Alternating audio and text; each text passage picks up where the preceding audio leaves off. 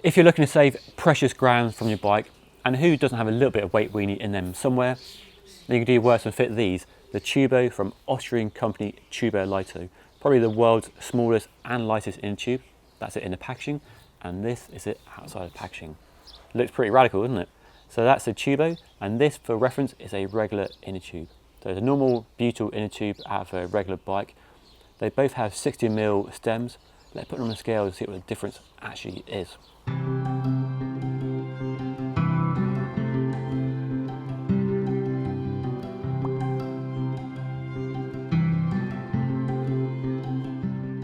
So the difference is quite significant. For a pair of inner tubes, you're looking at 200 grams for a butyl inner tube here, just over 80 grams for a pair of Tubos. So a 160 gram saving, which is not a lot in the grand scheme of things. But if you shed weight everywhere else you can, then it might be the final step in reducing the weight of your bike as much as possible. It's also worth remembering that it's rotating mass, which makes a bigger difference on the performance of the bike, the rolling speed of the bike compared to weight saved elsewhere, say on handlebar, saddle, seat post, wherever it might be. So 160 grams saving for a road bike with these new Tubo inner tubes. It's worth adding before you rush down to the comments that Continental does the Supersonic, which is a super lightweight butyl inner tube, which weighs a claimed 55 grams, so nearly as light as these.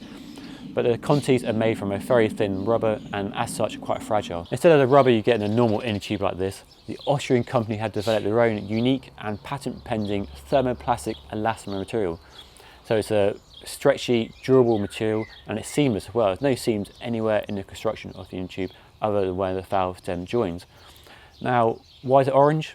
Well, that's a good question. It appears there's no other reason than orange looks good, and that's the colour they're going for.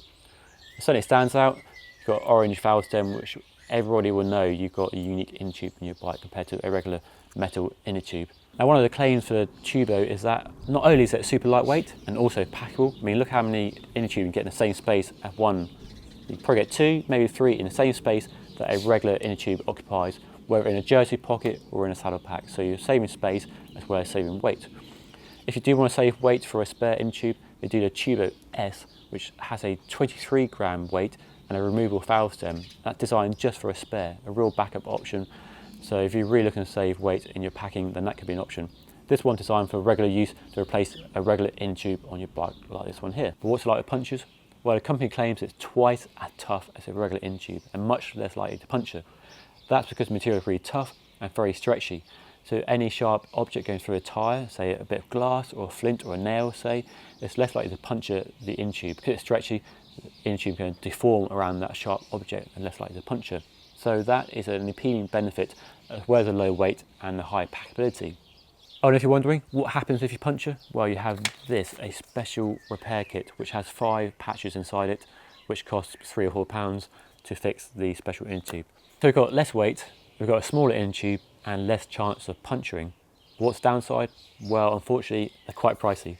They cost £30 each here in the UK, so that's per inner tube.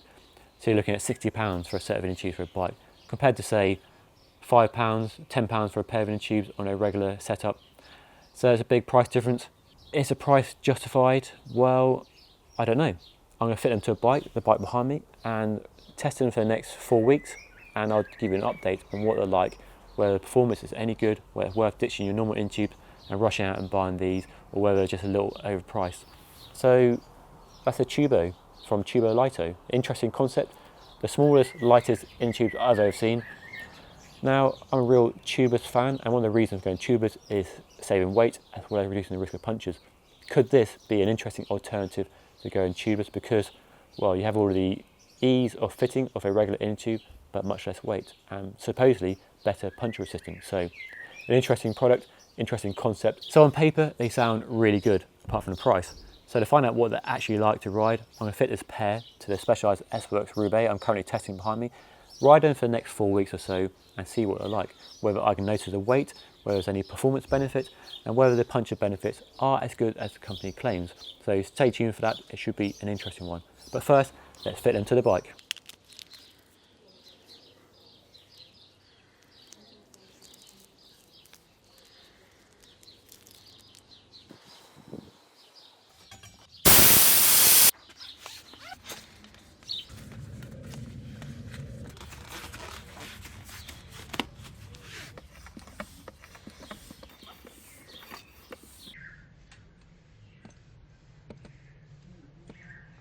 That's a Specialized then, fitted with a brand new Tubo inner tubes, 160 grams lighter, but £60 more expensive.